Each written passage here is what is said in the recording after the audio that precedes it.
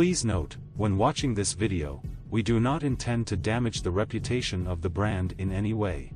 It is in our interest to inform consumers about the origin and current owners, because the consumer has the right to be informed. The Sencor brand was founded in Japan at the end of the 60s. More precisely, 1969.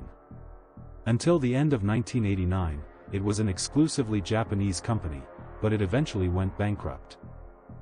In the early 1990s, the brand Sencor was bought by a company Fast CR based in Czech Republic.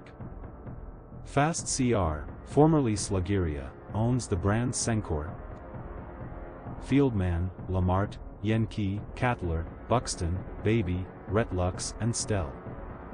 RAPEX, Rapid Alert System for Non-Food Products, is an information system that ensures the exchange of information on dangerous non-food products between the European Union member states and the states of Iceland, Liechtenstein, and Norway.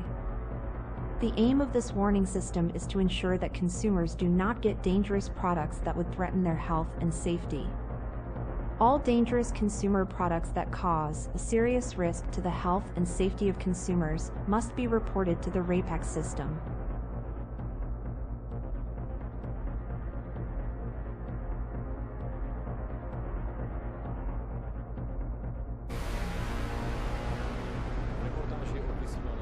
Televizní noviny dne 18.8.2019 o vysoušeči vlasů Sencor SDH 82700 byla uvedena neúplná informace o tomto výrobku. Předmětná vada z ní vyplývá. Back to Sencor. After the purchase of this Japanese legend, the company was transformed to low-cost category brands producing exclusively in China.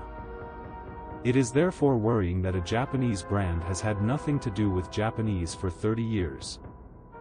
All products come from China, so we can talk about brand which is made to order in China. However, the history and logo remained made in Japan.